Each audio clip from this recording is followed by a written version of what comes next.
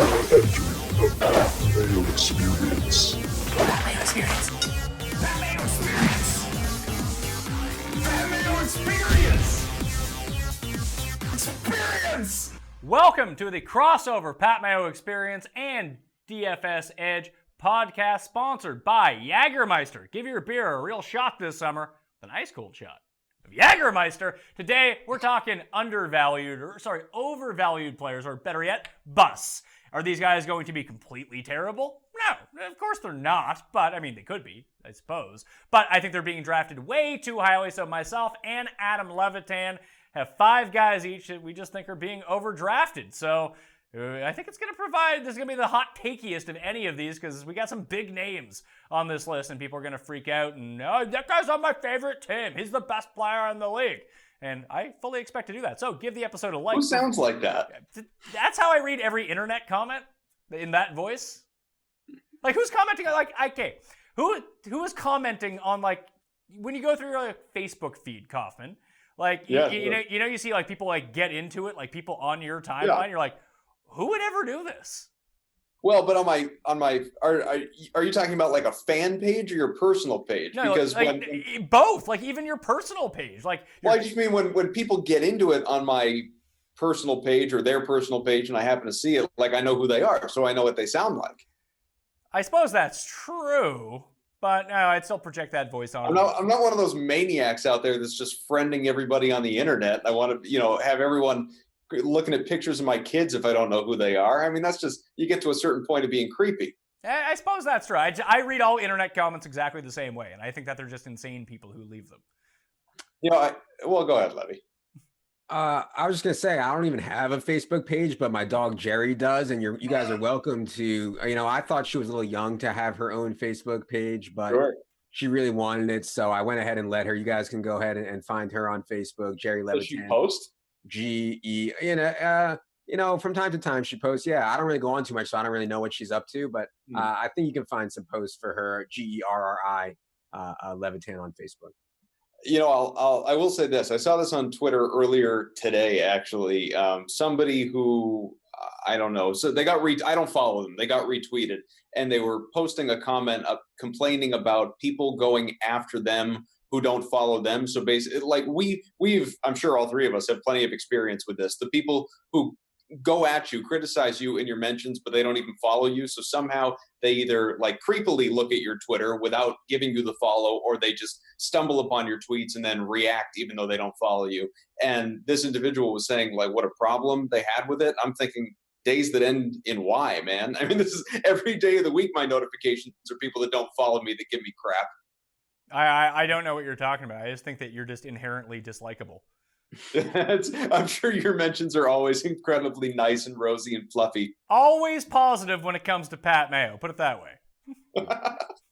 Yeah, I actually have had really positive experience in my mentions, mostly because I don't respond to anybody. So they're just like out there talking to themselves. And yeah, I think it's great.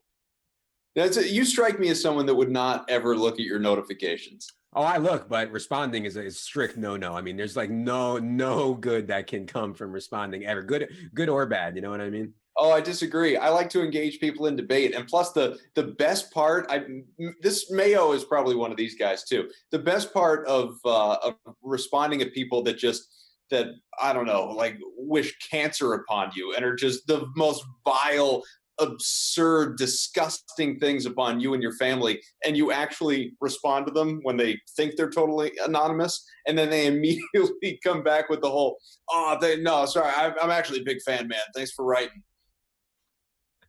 I think this is very exclusive to you. People wishing cancer on you.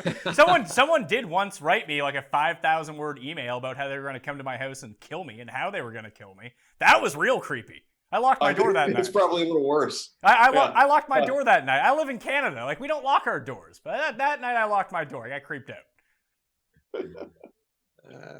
The internet's full of creepers. Busts, anyone? All right.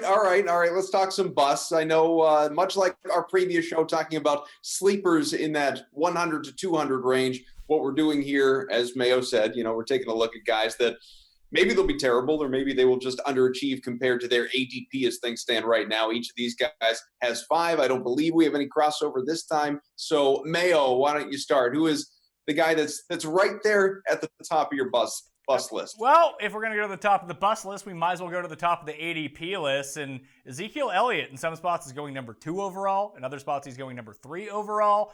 I don't get it.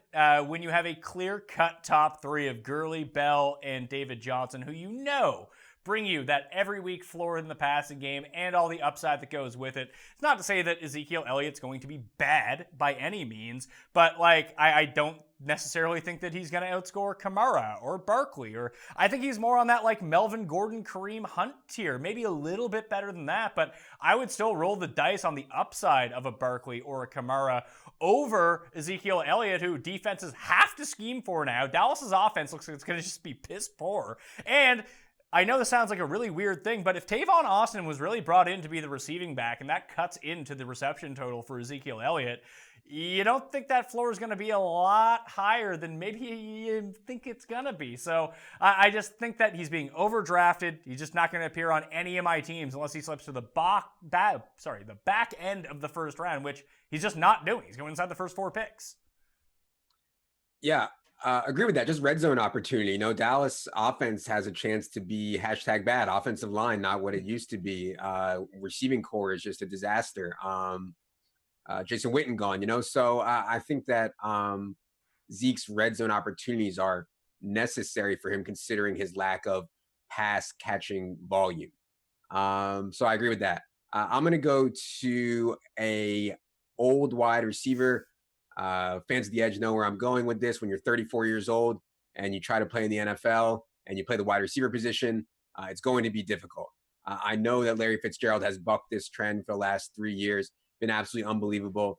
He's fine until he's not fine. It's one of those things where the cliff is going to hit hard and fast, and on a team where he doesn't have many other wide receiver weapons to draw attention away from him, where he'll be either breaking in Sam Bradford or a rookie. I think that there are concerns for Larry Fitzgerald. The chemistry seems to be way higher with Carson Palmer. So Larry Fitzgerald is a guy that obviously fans of the Edge know would not be on any of my teams. Well, you just don't like the safety that's involved with the elder statesman of wide receiving. Yeah, it's not safety though, he's going. Where is he going? In the 4th round or something? That there's no safety there. He's going to pick, he's going to pick number 32. So middle of the 3rd round. I actually don't mind Fitz, but I get that I'm someone who I'll stay on the cliff, and I actually kind of like this situation for him if he can still maintain what he's been like even the past year and a half, dating back to all last year and the end of the season before that. If you can basically lock him in for over 100 receptions, if he doesn't hit that wall, he could actually be better this year with Sam Bradford or Josh Rosen throwing him the ball. There's no one else left besides David Johnson in Arizona to really take away market share. Yeah, I would bet any amount you would be willing to under, what do you want to do, under 90 catches? Oh, I would take the over on that. Okay, you're booked for unlimited amounts. You gotta write that down. Make sure you don't forget. Months and months from now. And I will collect in U.S. dollars. I don't want any of that Canadian crap. Oh no! I'm playing fully in Canadian bucks right now. We got a bad exchange on the go. So yeah, have all my Canadian money. Take all the loonies. We don't care. All right, go to our next guy. All right, so in that same range for me, and we had this discussion when we went through the 3rd round ADP list, which you can check out in the description if you just click that link and get more into it. But I'm just not a believer in where Tyreek Hill is going right now. I think on the whole, the type of player that Tyreek Hill is actually someone I would wager on for the upside over Larry Fitzgerald. It's just the situation I don't like for Tyreek Hill. He's going at pick 31. Fitz is going at 32. And I actually would take Fitz over him because I can just see him getting not necessarily worked out of the offense, but just the consistency week to week is not going to be there. So you're going to have some really down weeks and where you have to spend this much. I want someone that's gonna show up in my lineup every single week. We talked about Sammy Watkins in that 50 to 100 range. I think I'd just rather have Watkins at almost 3 times down in the draft than Tyreek Hill right now. You're going to get those big boom weeks, but you're going to have to deal with those bust weeks. And I don't even know what the rapport is going to be like between Mahomes and Hill. I just think that Watkins is coming off as clearly the better value. I definitely am leaving room to be way wrong on this one, and maybe just with Mahomes, Tyreek Hill is unstoppable. But I can just see so much downside at pick 31 that there's so many better places to go. Yeah.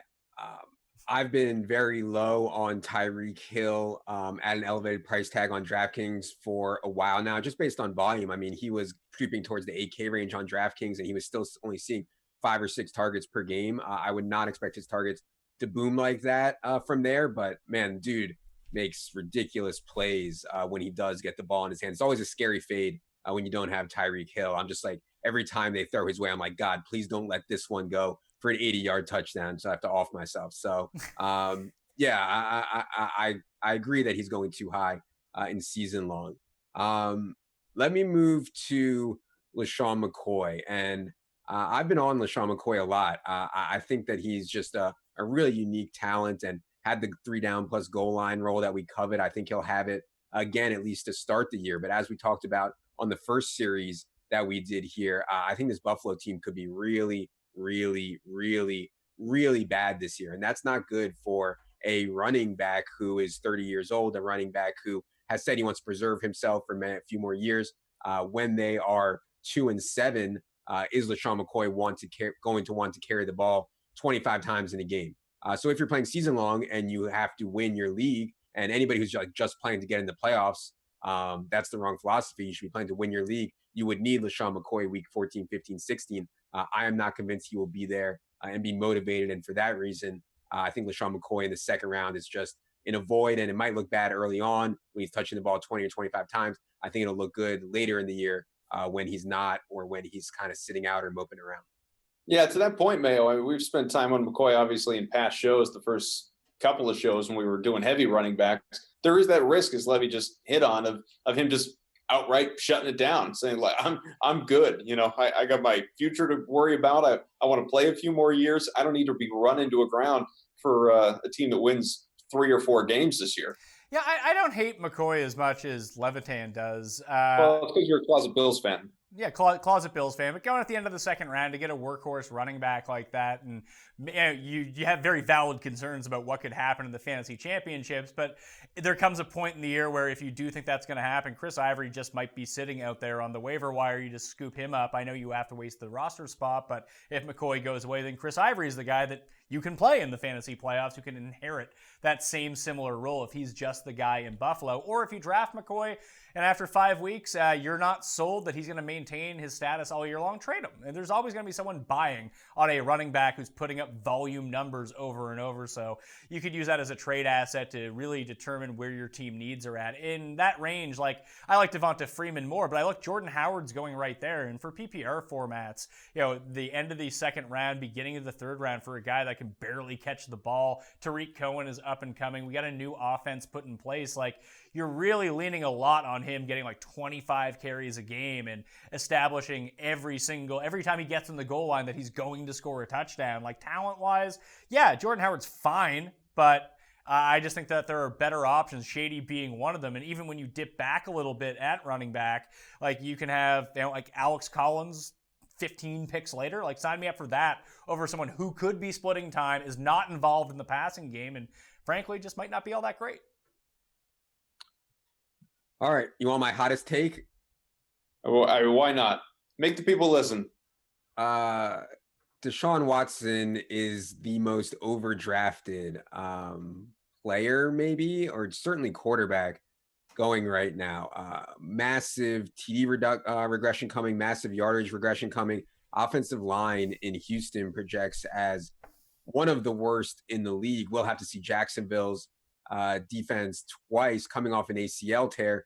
The sample size of Deshaun Watson being elite is minuscule. I believe it's 6 games or 7 games or something like that. For all these reasons, for Deshaun Watson to be going as the QB2, the second quarterback off the board, is insane to me. I would certainly wait much later on a quarterback, but if I was going to go in that range, Russ Wilson, Cam would be stronger options to me, or at least safer options. No, like, man, like the sample size concerns, the regression concerns, the offensive line concerns, the ACL concerns. Those are a lot of concerns for a guy at the quarterback position to be going in the 5th round or 4th round or wherever he's going.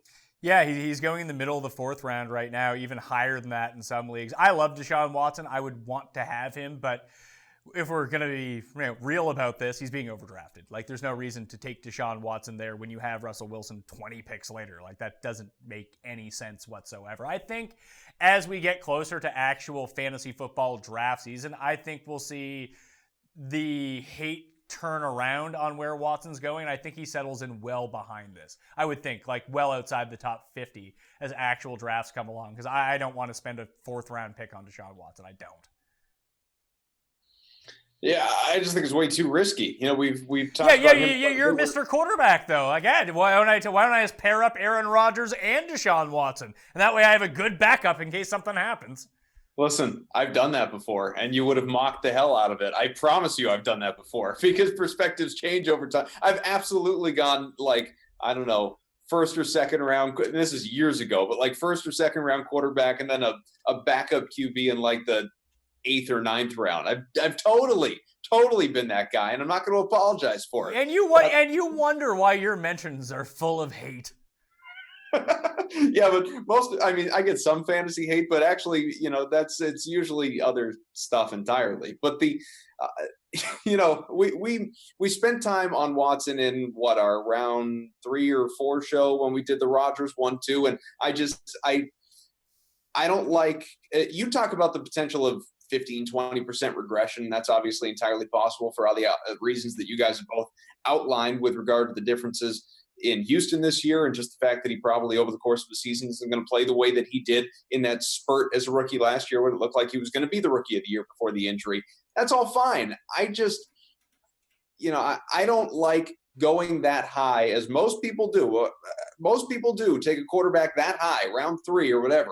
I don't like to take a guy that is coming off a season-ending knee injury like that and just assume he's going to come back. So I think he's absolutely in a bust spot where he's probably going to have a good year. Again, we're clarifying bust as just being overvalued at ADP, and I just wouldn't go. There are probably 5 quarterbacks that I would go for ahead of Deshaun Watson just based on fear alone. See, I would throw out that I talked to Deshaun Watson on Radio Row right before the Super Bowl, and you know how many? So did I. Yeah, you know how many tables were there? He was weaving in and out of those, and that was in January or February. Yeah, he was cutting like a madman. Yeah. You should have seen it at the Mall of America. And a gazelle out there. And listen, sponsored by Old Spice. He smelled terrific. He did. Oh, and he looked good. He was really in good spirits, but he still wasn't 100% healthy. He said he was fine. I want to go back up to the top of this board, though. Apparently, I just hate running backs who've been drafted in the 1st round in the past in the NFL draft, because Leonard Fournette at pick 12 is just crazy. Like, it's a pure volume play. If he's not going to break giant big runs, he's not going to be all that good. And even when he was replaced last year with Chris Ivory, with TJ Yeldon, there was no dramatic change in the Jags offense whatsoever. They're just committed to him because they spent so much real life draft capital on him that they have to play him. Again, not one of these guys that's going to be a complete bust, because if he plays, yeah, he could be in the back end running back 1 situation. But like, look at the wide receivers that are going behind Leonard Fournette right now. Like, you could take Devonta Freeman, who's probably better than Leonard Fournette anyway, who's going 10 picks later in the 2nd round instead of spending a 1st round pick on Leonard Fournette. But you could have Julio, Michael Thomas, Keenan Allen, Devontae Adams, AJ Green, all instead of Leonard Fournette. Yeah, I'm going to do that instead. I think that Derrius Guice, who's the next guy on my list, not a similar talent level to Leonard Fournette, but similar concerns where there are players on the Redskins roster who will be taking away time. I mean, Chris Thompson was one of the more valuable offensive players in the league last year before his injury. He was just so good for the Redskins. He's going to play in the 2-minute spot. He's going to play in the 4-minute spot.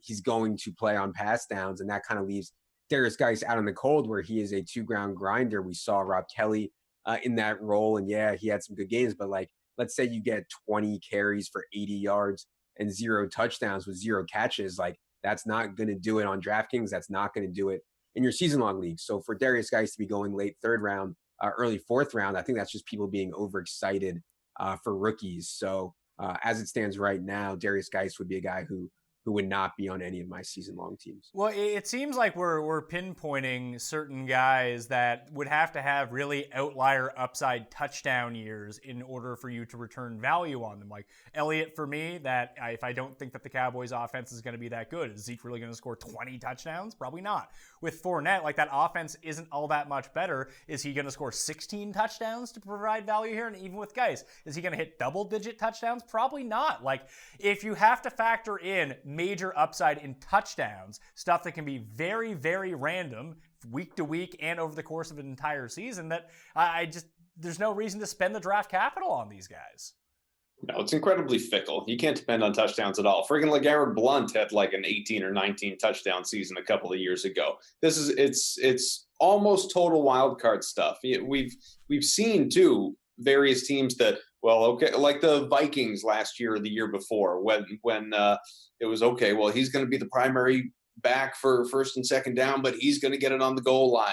You don't want to attempt to anticipate this stuff because that's where you get screwed. If nothing else, you want to depend on touches. You want to depend on, is he going to be a target in the passing game? Is he going to get the rushing yards? Going to be ideally a 3-down back when you're starting to aim high, not when you get into the middle rounds necessarily. But touchdowns, I don't know. That's something I don't even.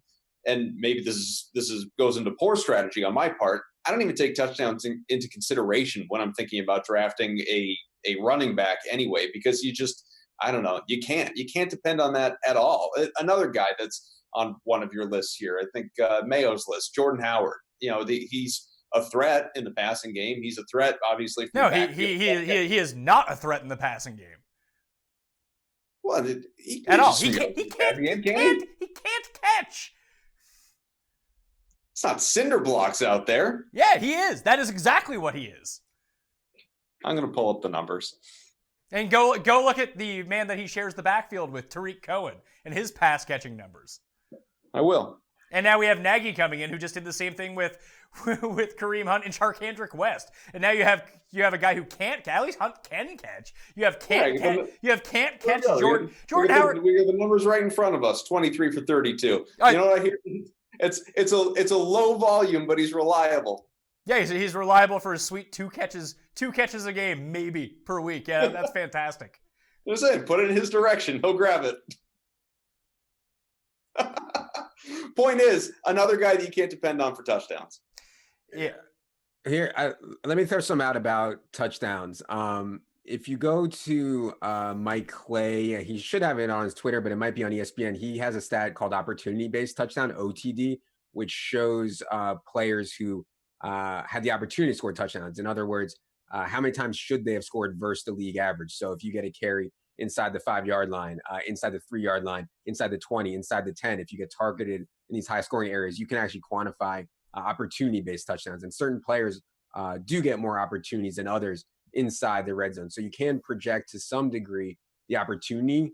Can you project how many times guys will actually cross the line and score the touchdown? That's where it gets hairy, because the difference is often 1 inch. The difference is pass interference, the end zone, blah, blah, blah. So, yeah, I think there's, like football analytics is coming a long way from where it was like in the prehistoric dark ages. And so if you have a question about things like touchdowns and all kinds of things, there's probably an answer out there somewhere. Somebody smart is thinking about it now in football, whereas in the past it was like, let's just get these meatheads out here and they'll bash their heads into each other and we'll hope for the best. So yeah, but not nearly where NBA is, I don't think, but definitely coming along in NFL.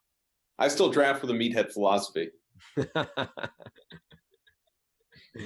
Yeah, I'm just trying to help. I'm just trying to help with the OTD stuff. I think I don't need your numbers, Harvard. Yeah, I mean, all Kaufman wants to do is just go bash his head into Jordan Howard's hands, and he's gonna feel great. Put some stickum on there. All right. Is it time for my last bust? Is it already your last bust? Go right ahead. Yes, my fifth and final bust is Evan Engram. People are rightfully high on Evan Engram after watching his tape from last year and watching what he did last year. I think they failed to realize that Sterling Shepard was the only guy available. Yeah, I mean, Sterling Shepard was hurt a lot. Odell Beckham was out for much of the year. They had no running back whatsoever. It is extremely rare for a rookie tight end to get targeted and be that successful. It was such a unique situation for Evan Engram. Nothing to take away from Evan Ingram talent, but if you start projecting market share, Evan Ingram is going to get pushed down a ton once you start projecting Saquon Barkley for 100 targets. If you start projecting Odell Beckham up where he's been in targets among the league leaders, Sterling Shepard. So it's going to be really hard for Evan Ingram to pay off his ADP when he's only seeing 4 or 5 targets a game. And I think you'd be hard pressed if everyone stays healthy to get more out of him than that. Yeah, he even caught over half of his red zone targets last year, 4 touchdowns. He had 11 red zone targets, 6 touchdowns on those, and those were all of his touchdowns for the season. So that it just seems like a really high number. It's really like the anti-Julio Jones number when it comes to red zone targets versus touchdowns. So I'm actually going to stick with the tight end too for my last guy. It's Jimmy Graham. He's just being overdrafted, number 58. Like, what's he going to do in between the 20s? Maybe that's not why you're drafting him. Maybe you're drafting him because you think he's going to score 18 touchdowns with Aaron Rodgers.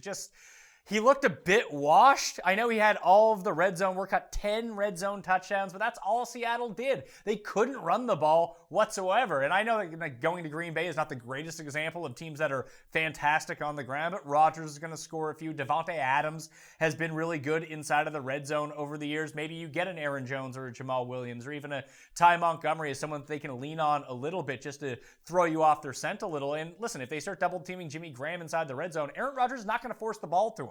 They have other playmakers that they can throw the ball to, and even backup tight ends that Aaron Rodgers is not afraid to go down the depth chart and just hit some random wide open dude who's standing there. Boom. All of a sudden, Richard Rodgers has 8 touchdowns, and Jimmy Graham is just standing there being a decoy. It just seems like a lot to invest in Jimmy Graham at that price point in season long for a guy that realistically is going to be not to the extent of Tyreek Hill because you're relying on big plays with Tyreek Hill, but if Jimmy Graham doesn't score a touchdown in a game, he's going to be useless on your fantasy team. You have anybody left, Mayo, or is that 5? That's 5.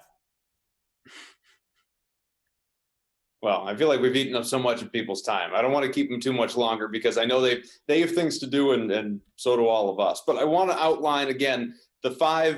In fact, I'll let you guys do it. Each of your 5 busts or bust potential, the guys to, as we talk right now, not stay away from necessarily, but just don't reach for, don't jump for in where you might find them in average draft position right now. Mayo. Yeah, see, I wouldn't even say these aren't just don't reach players. At their current draft position, for me, these are do not draft players. They would need to fall back for me to have any interest in them. That would be Ezekiel Elliott, Leonard Fournette, Tyreek Hill, Jordan Howard, and Jimmy Graham. Those 5 guys, not for me.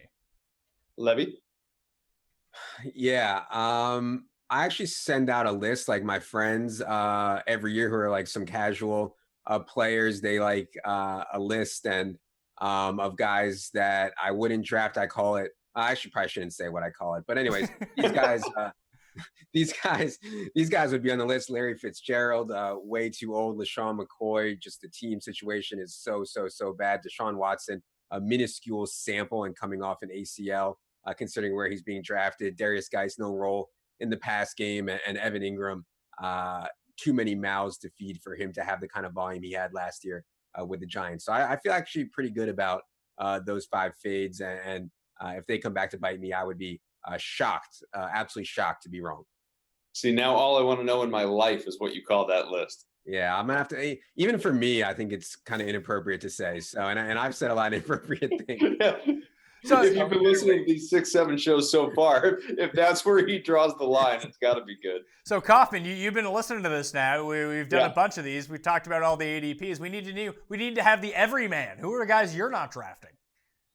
Yeah, I think a couple that obviously you guys hit on at, again, it's not guys that I'm necessarily staying away from outright, but as you qualified it, Mayo, at their current ADP as we look at it, Zeke is a guy that is certainly not going to be at number 4 or 5 for me. He's going to have to slip down a little bit. Deshaun Watson, I already told you how I feel about quarterbacks in general, but Watson is a guy that I'm not going to go near at a level that high. Engram, I love the Levy's points about just I sort of stepped on his toes when he was talking, just to point out the fact that like that offense last year was so injured. It was so putrid. There were so few weapons. Engram was the only guy that you could look toward. So again, I like Evan Engram, but can you trust he's going to be the same player? Of course not, with that many guys coming back. So those are, probably the top of the list. But then again, guys that we haven't even talked about in this show that we've spent time on in future shows. You like to call me Mr. Patriot. Julian Edelman, I don't like at an ADP of 70 or wherever he's at. Sony Michel, I wouldn't draft at 48 or 49. Dion Lewis, who's now in Tennessee, I think is high up for where he is, having to share the backfield with Derrick Henry there. So I think there are a lot of kind of cautionary tales that are out there, and without having all the specific ADP listings and ratings in front of me to really scan the list, because I defer to the experts like you guys. But I think there are, as the everyman, I think that at a certain point in time, common sense comes into play. And we all know this when we sit around and do our drafts. And sometimes we have our strategies, like me, who will, I will go against everything these guys say, just because it's how I'm wired. I will take that backup quarterback at the end of the draft. I will draft a kicker. I will draft a defense. I will, things that the DFS wired people won't give a damn about. I still obsess over in season long play. But I think there are just so many different strategies that come into play with this stuff that I hope people have paid attention during these shows that we've done to this point, because to me, looking at ADP, never mind which guys are busts and you would avoid, just sort of the most interesting stuff to me is how do this group of receivers that are all ranked right in a row or 5 spots in a span of 7, how do they compare to one another? That's where the real value in these shows are, to me, out there for people. So I hope they're tuning in and gauging that stuff come their drafts. All right, that'll do it. Those were the busts, the overvalued players heading into the 2018 fantasy football season. This has been the crossover episode between the Pat Mayo Experience and the DFS Edge, brought to you by Jägermeister. Give your beer a real shot this summer. An ice-cold shot, Jägermeister. Give the episode a like, subscribe to the podcast wherever you can download podcasts, rate, review, do us a solid, and help us out that way. For Adam Kaufman and Adam Levitan, I'm Pat Mayo. I'll see you next time. Mayo Experience! Experience!